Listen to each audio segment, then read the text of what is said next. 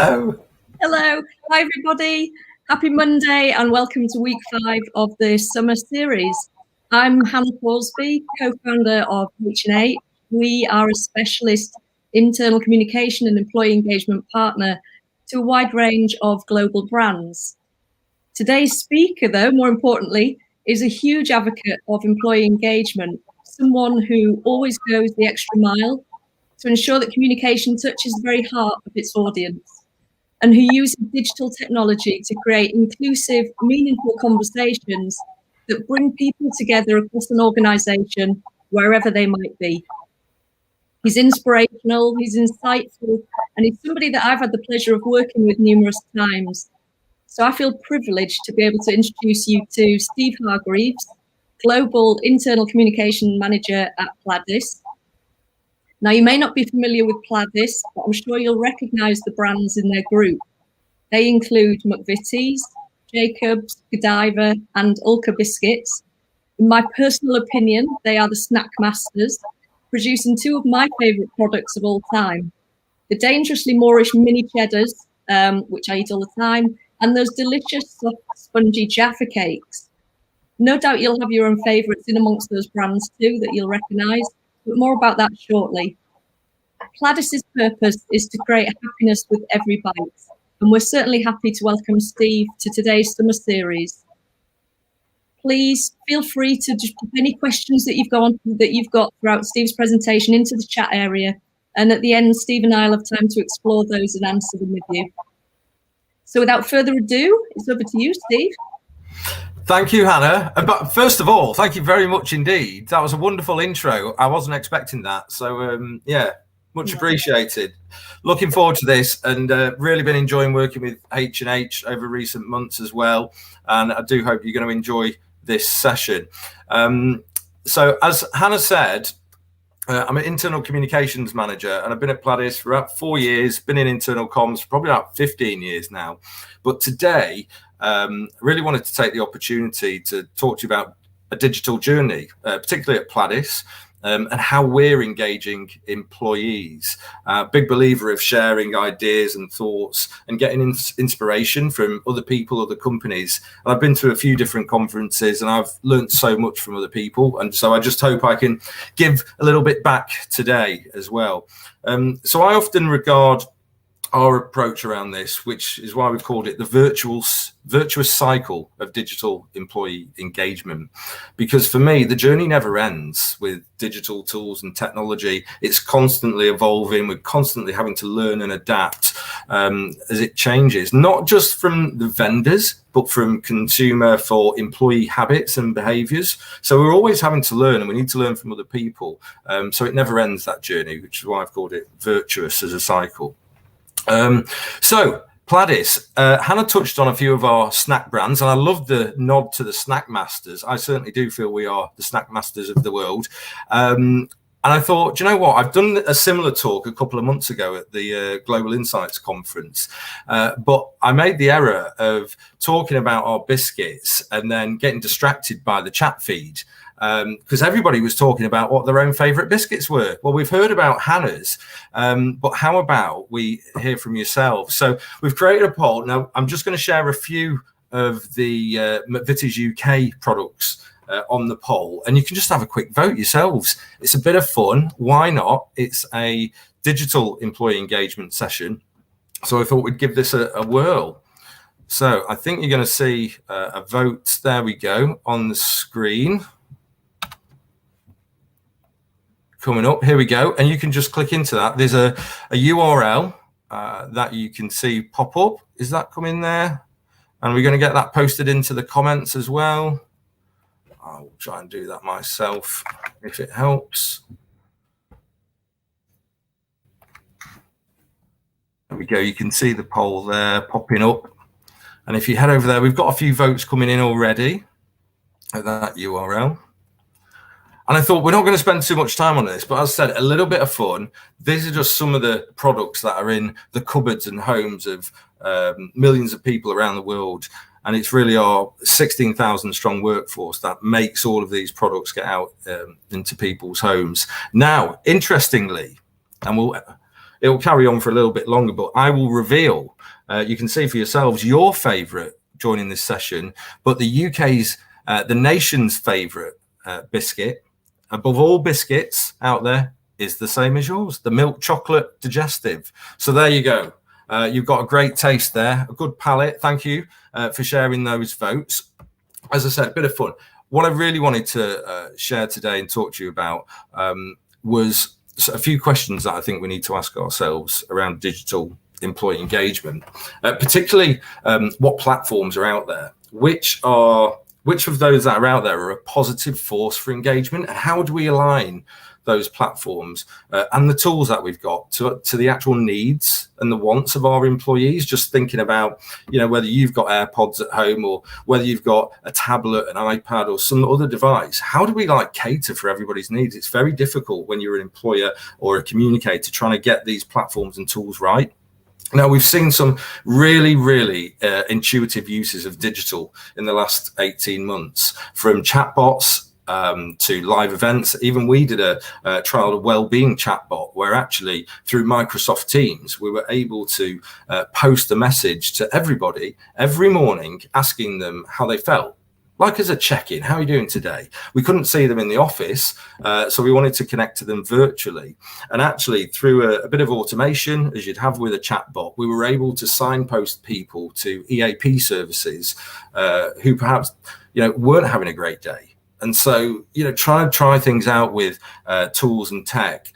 We've seen lots of examples with live events as well, even with StreamYard, but some of the companies that were the first ones to step in and showcase what they were doing. I saw DFS did an example. I think they posted about it on social media. They'd created a Saturday night entertainment program, and they'd streamed it into the homes of all of their employees to tune in and join this event. And we did something similar with our colleagues around the world. And it really does show you what can be achieved when you kind of put in that position as an employer or a communicator, to come up with ways to make the experience for employees the best it can be, to really push the bar on engagement. And why didn't we do that before? So there are some big questions to be asked, and we need to try and keep this momentum building.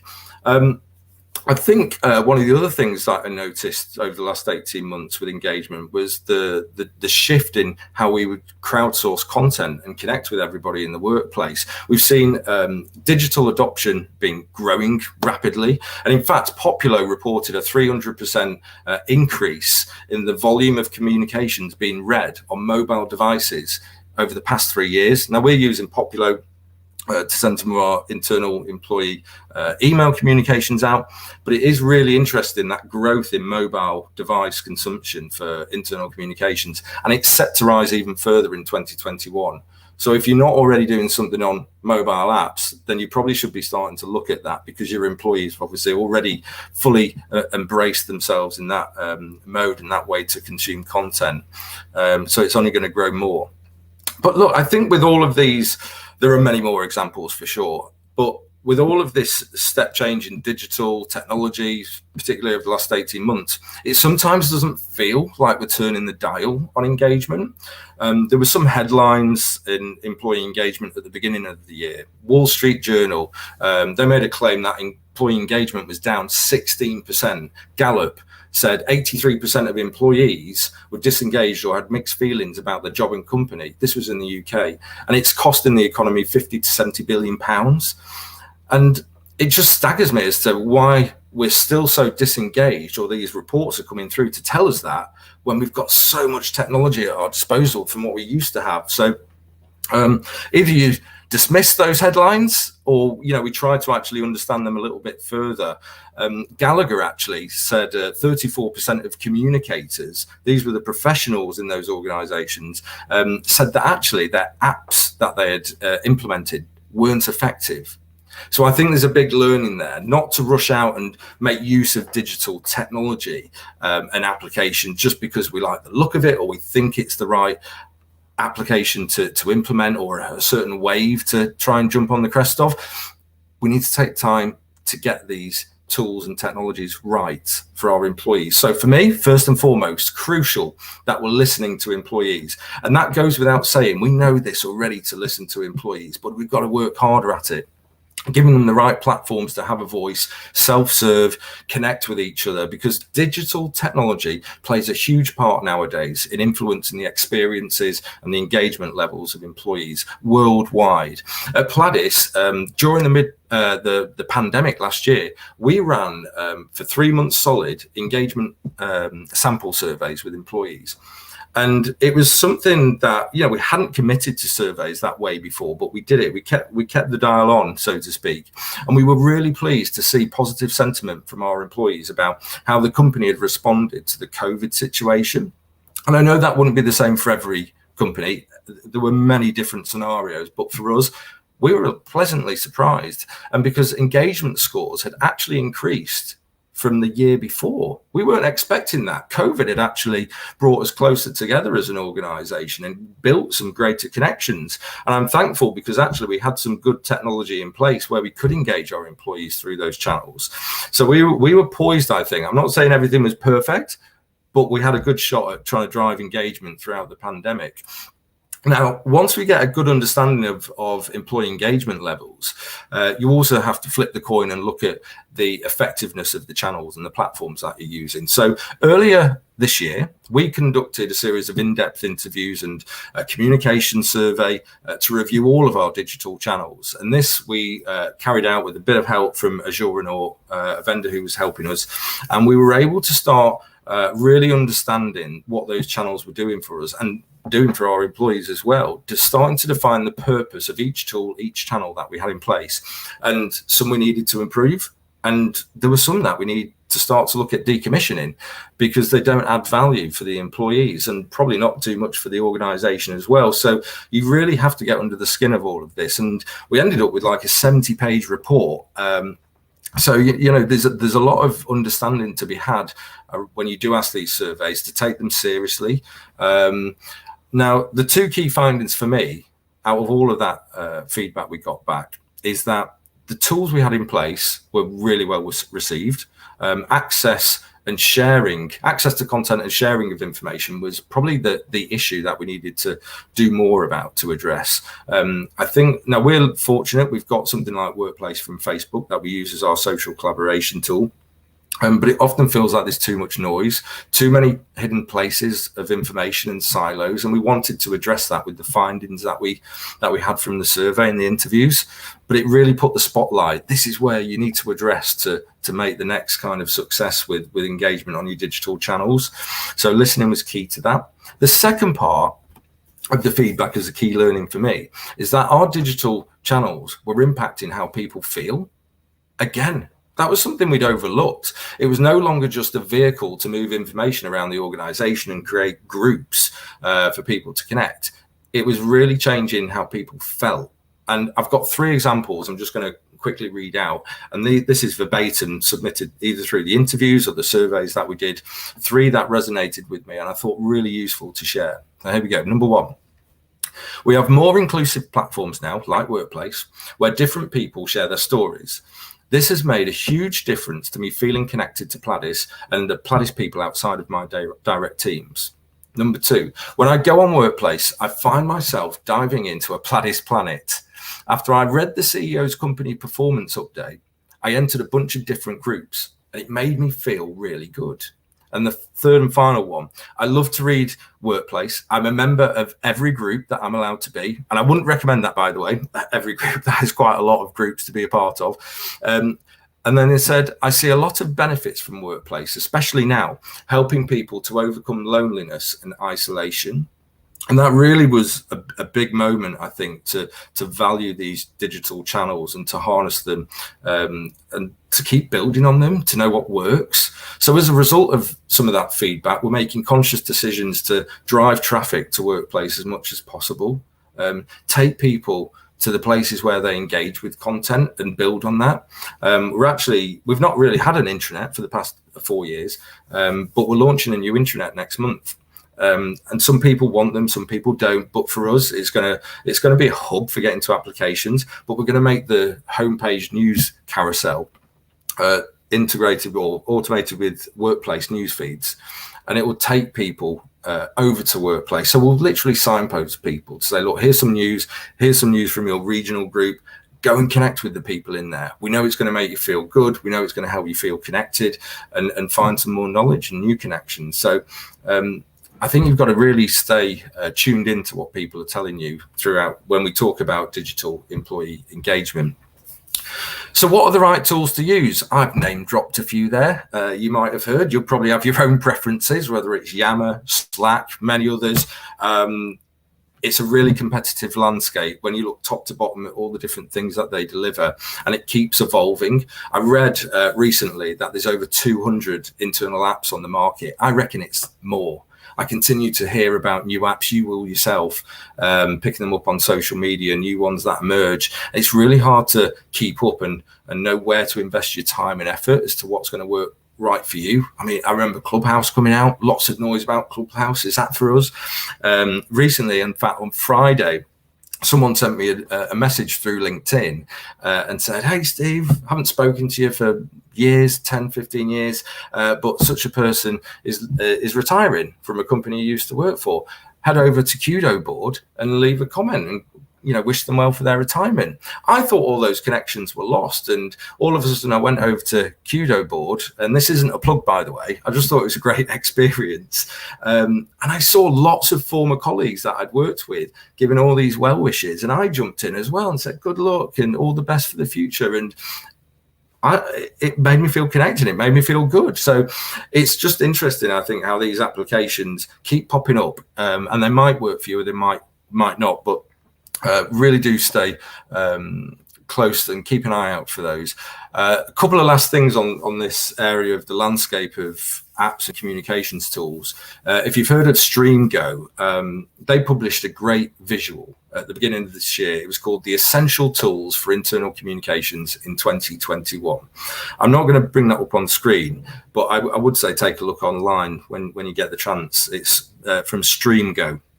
And it made me think about how to consider our tools internally, because they categorized all these different competitors by what they're actually trying to deliver, whether it was video calls, recognition platforms, collaboration platform, the list goes on, email, instant messaging, for example. So as soon as you can start to understand what you've got, and many of you probably already have done this, group your tools, your technologies, your platforms, just to understand what you've got. You might find there's a few gaps and opportunities, or you might find you've spent too much time in one area and you need to move into a different area. So you do need to look twice a little bit, and whether you can get someone to help you with that research or do it yourself, take the time. You've got to pause and look at your own landscape before you can move ahead, and of course with that employee feedback. So look, at the beginning I said I wanted to use this opportunity to share some real examples of how we've been using digital tools and technology to engage employees. So I'm just going to go to share my screen now, and I did have a go at this earlier, so I'm very confident this is going to work. Here we go, just bear with us for one moment. And I've got a few images and a couple of videos we'll get to shortly. So here we go. So the first one is coming up any moment now. Here we go. So digital. So this is TV screen. I've talked about workplace, but one of the things we did a couple of years ago was use automated feeds from workplace to send content to TV screens across multiple sites. Why was this important? Because we were no longer creating content as a communications team. Instead, big surprise, we allowed colleagues to own the content on the TV screens. Some people might have thought there's risks, there's concerns. Yes, there are ways to moderate content, of course. But when you actually look and hear and see people who post on something onto your social platform and then they see it on a TV for the first time, knowing it's going to be there, but they see it, it's a wow factor, and we overlook that sometimes about how can we create those moments where people are like really delighted to see their post on a big TV. And often people would tell me that they heard news, seen something from the TV screen before they'd seen it on their computer or mobile device. So again, I think this was just about trying something out, and it worked for us. I'm actually also now looking to do the same thing with Microsoft Teams. The other great thing with something like this, with TV channels, and you're not using a content management system, to get people to go in, log in and use a complicated admin console. You're using tools that people are used to using, whether it's Microsoft Teams chat feed or workplace post. They know how to use that day to day from work or in their home lives. That's how you get the content onto the screens, by using the channels that work well for your employees. You still might have a CMS admin console, but you can find the right access for your employees. Next example, I joined Pladis, as I said, I think 4 years ago. And when I joined, I was told, we're going to be having a first birthday celebration in 3 weeks' time, Steve. We need some ideas. We need to get people together to engage them to celebrate the day. Luckily, there was already a few plans in motion, but we wanted to try and do something digitally, and also where it'd blend a bit of togetherness with digital excitement as well. So here you can see, this is where we got people together. It was like a big jigsaw puzzle. People had to move the pieces around to spell the letters in the right place, etc. But then we flew up a drone and captured it all, video and with stills as well. And it was a wonderful moment that we could then reuse that content to replay the moment of celebrating that first year together with our employees at the office. Now, what I find interesting as well, not only can you see me there with a megaphone at the bottom, but also there's a couple of employees looking out from the window, watching everything going on. Now, they couldn't be there, but I love the fact that just when you're consumed in the moment, you think everybody's there, you've got other people who are engaged who aren't actually physically present. And that makes us, again, think about that virtual environment. We have to remember, even when we go back to return to offices, many of us, that we have to remember to keep switched on for those people that can't be there in person. So, little idea for you if you haven't done a drone. By the way, we're very close to Heathrow Airport, so we also had to make sure it was all safe for us to use the drone with airports nearby. But we did it. Next one. The EE Awards 2018. I think this was the first time I ever came across Matt Manners, and I was in a queue to hang my coat up. And I'd recognised his face. I said, "You're Matt Manners." And he said, "Welcome. Have you been here before?" "No, first time." And he made us really feel welcome as the team from Pladis at the award ceremony. We'd entered the Engagement Awards for innovation. And this was all on the back of having implemented Workplace into the organisation. It was shortly after that first birthday, actually, because then we also activated Workplace to some of our factory workers in the UK, and that was a game changer. And we told this story because I don't think too many companies had jumped onto the Workplace to begin with. We did it 4 years ago, so we were very kind of one of the early adopters, but it transformed how we connected, engaged with employees who were typically regarded to be offline. They weren't connected. They didn't have an email address, a computer, etc. And for the first time, they were digitally connected. Now, look, we were blown away because we were highly commended for what we'd done with Workplace for our colleagues. And it was all because we'd connected them and we'd engaged them in a simple campaign around waste reduction, and we'd got some successes around that. And it was a really effective communications campaign. And people, told, or I'd heard senior leaders talking about, it was the one thing that made that a success, was using digital tools to get the messages out there and get people to be part of it as well. So that will always stay with me. It was a defining moment, I think. But we didn't win. No, we didn't. But we went back the next year and we did win. We went for the same award, the Innovation Award in Employee Engagement at the EE Awards. And this I could not believe. There was some tough competition, but we were crowned winners.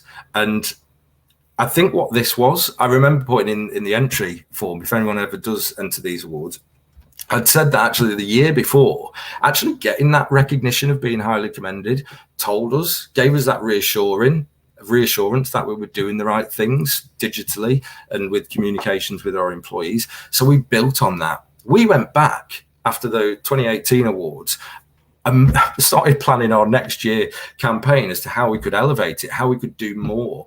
And we did vlogs. We got people to take part in a dragon style type event as well. And we brought it to life through video and vox pops and all those kind of things. We built on the same campaign and just kept doing more of it and using the channels that we had at our disposal. And it became more successful, the campaign, and some of the results on the back of it as well. But this was a fantastic moment in 2019 when we did win that award, a really fantastic moment. And actually, have to say again, it was all down to the people that were making a difference, shop floor offices that were really contributing to helping to drive the waste reduction down across the organisation. So fantastic work for them. A couple other examples. So last year, obviously, we were limited as to how much we could get out into the offices. This is a picture of a moment of a podcast between our CEO on the right and Alistair Campbell, who was press secretary for the former Prime Minister, Tony Blair.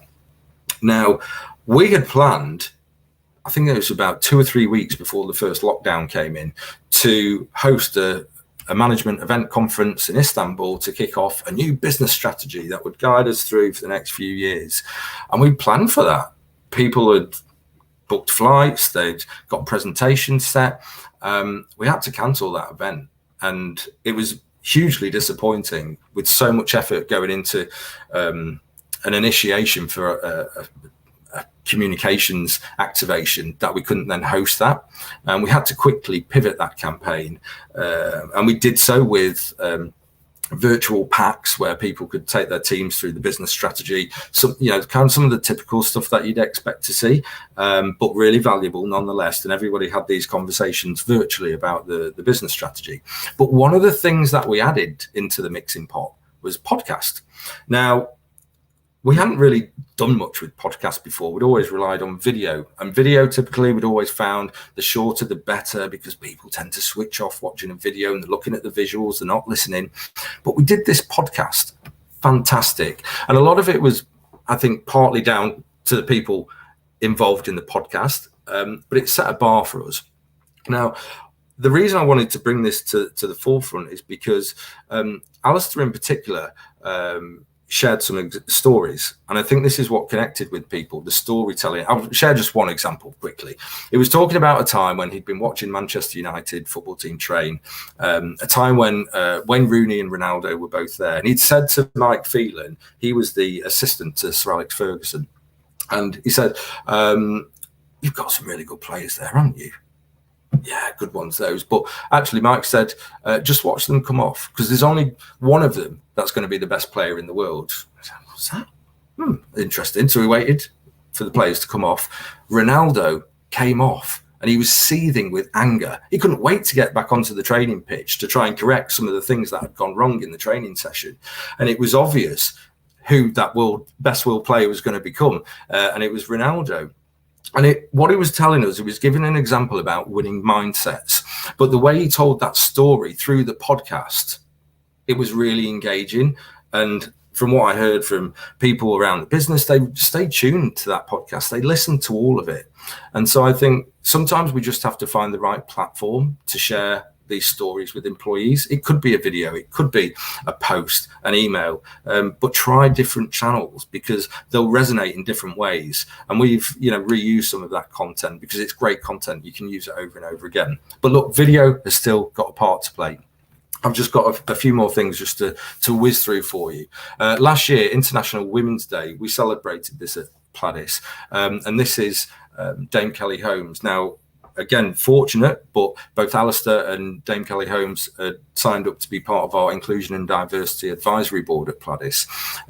But she recorded a message for our employees to listen to. And it's interesting when you can start to bring the outside in, when you talk about employee engagement and use and getting your content, crowdsourcing content, look externally.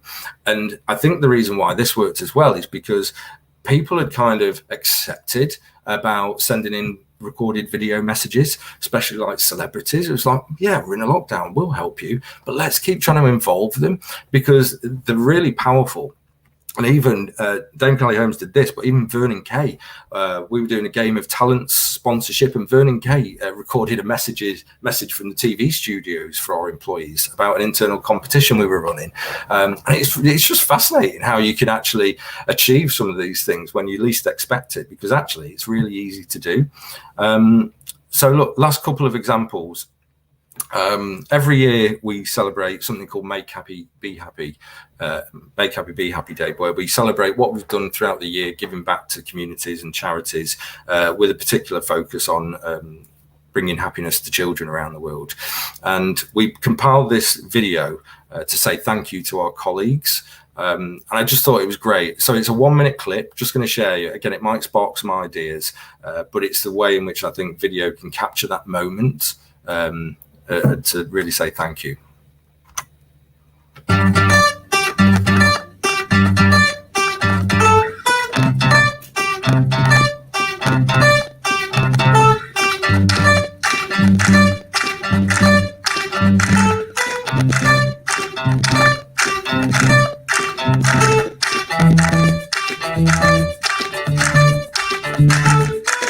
A big thank you to everyone at McVitie's for turning up every day and working so hard. You guys are doing such an amazing job in these uncertain times. And providing hope and happiness, which is something we really need right now.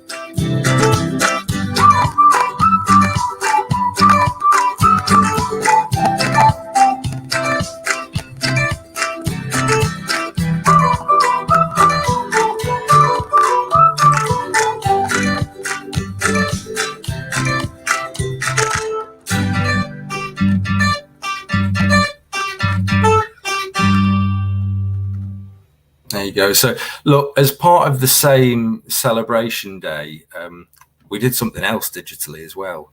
And thanks to some of our colleagues in the business, they'd organised what we labelled a Pladis Orchestra. So this was the same celebration day, but we realised how important it is to involve people, involve your colleagues to generate content and have a little bit of fun as well.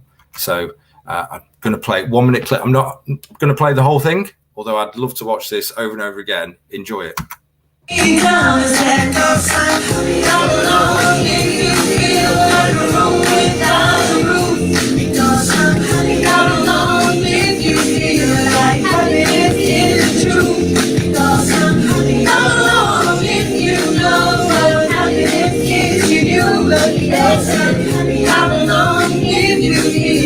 That's what you want to do.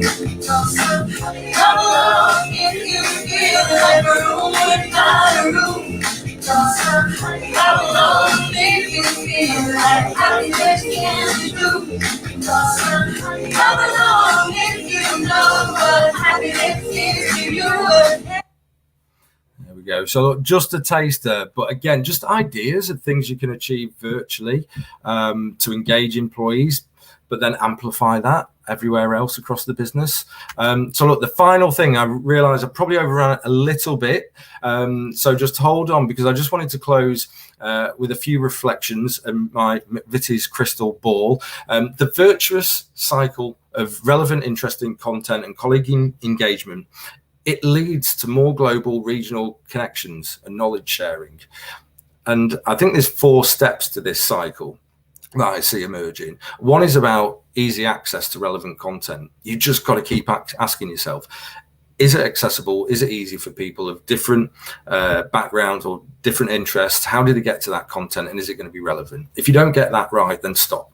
But if you get that right, then understand that the relevant content drives engagement, and just have some litmus tests to see if it is actually, you're getting the reactions, the likes, the sharing, people talking about your content. If so, then you can recognize that engagement will encourage more colleague self-generated content. That's where you want to get to, is to get your colleagues involved in generating the content for you. And if you can make that shift, then you can focus on if you're a communicator or someone in employee engagement, you can focus on identifying the best colleague generating content, and you can amplify that to a wider audience. And then you keep repeating the process. Yeah, so keep listening, keep learning, keep trying things, but keep allowing your employees to be at the heart of your communications and engagement. Look, I've shared a lot today from campaigns and a comms perspective.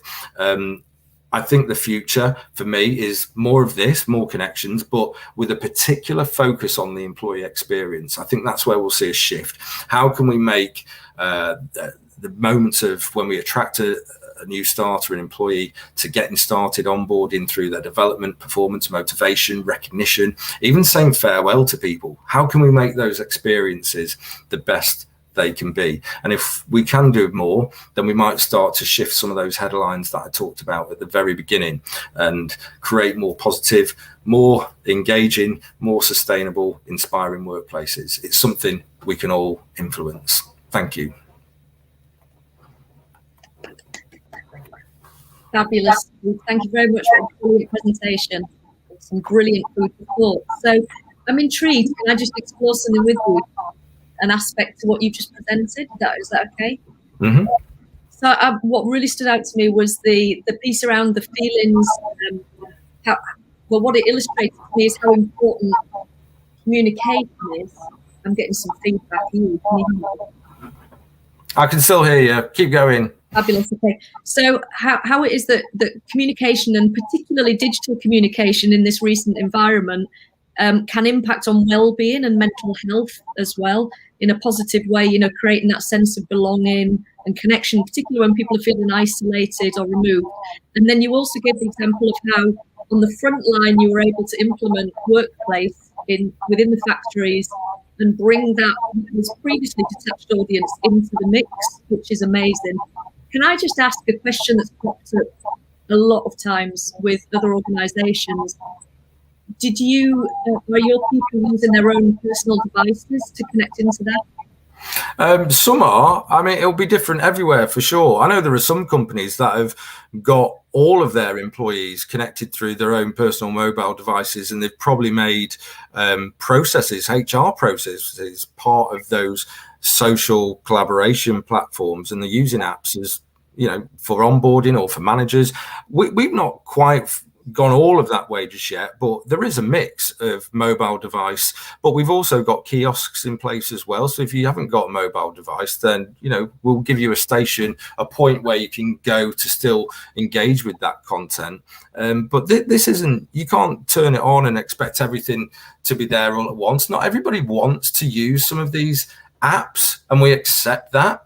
But what we do see, and I look at the adoption rates and the usage rates on our platforms, there's a steady rise. And I'll tell you the other thing that we learned from our surveying at the beginning of the year, the people in our factory environments, actually, once they were on the platforms, they had a higher frequency of usage on these social platforms. So get them in, let them see for themselves, and they'll come back for more. So I think, it's different everywhere, and people go on their own journeys, but we've all got to learn as well. So I'm sure there's more we could do as well.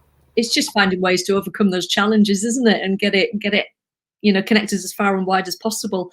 I'm conscious of time. If I could just, one more question, Steve, before we go. So what's the biggest learning over this past year and a half that you will continue to take forward in the future? Biggest learning. For me, obviously this session's about digital employee engagement, and I'm a huge advocate of all the digital channels that we've got and with what we're doing with all of that. But I can't help but think about levels of trust. So we talk about engagement, but trust for me, I think is a learning that we can't just solely rely on digital channels to maintain trust of colleagues, employees, relationships. And we probably need to up our game a little bit and keep looking at ways to rebuild trust, because whilst we might be finding ways to connect with people, we don't truly have the same conversations with each other. That's what I've experienced personally, is you don't stop and have those moments where you get to really learn from someone or hear about what they've done inside and outside the workplace. And I think these moments create trust when you can actually go and see someone face to face. So let's keep doing as much as we can with digital tech, but let's not overlook creating those relationships with trust. Well said. Yeah, absolutely. So Kevin has posted a quick question. If we could just do one more, which I think would be really useful. Are you seeing that there, Steve? Is accessible and inclusive content is key and a challenge. Have you found ways of targeting messages to specific audiences within a global company? Yeah, we've tried. There's a few things, and we've still got more to try as we move forwards. I've used a few different. If we take email for an example, because you have to look at every different channel, okay? But if you take email, we've tried a few different platforms, and I mentioned Populo before. That's really helping me at the moment, and some of our colleagues in the business. We've created more users who can send email broadcasts out now, where we can have reliable distribution lists. We can allow or limit who can send to which groups as well, and we can personalize things as well. We can put Dear Hannah or Dear Kevin at the top of an email. So from individuals to teams to groups, we have been able to do that. But also you can create newsletters these days where you might say, show part 1 of the newsletter, but only show it to people in Nigeria. Show part 2 of the newsletter, but only show it to people in the UK, for example, and you can click send and off it goes. You can do something similar with translations as well. It depends how seriously and you want to take it and how important it is to your employees, because that's where you'll need to invest your time and effort. But that's just email, for an example. There's lots of examples. I think making it personal and making it relevant is a key part of that. And those tools and methods are really great in making that happen, aren't they? So it resonates. Awesome. Okay, well, thank you. Given that time, I think I'll wrap it up there, Steve, but thanks ever so much. That was really, truly fascinating, really inspiring as well. Thank you. So just to say to everybody, join us tomorrow, same time, same place, for a case study from Co-op on how they have transformed the way they celebrate career commitment. Thanks very much, everyone. Have a good evening. Thanks, Steve.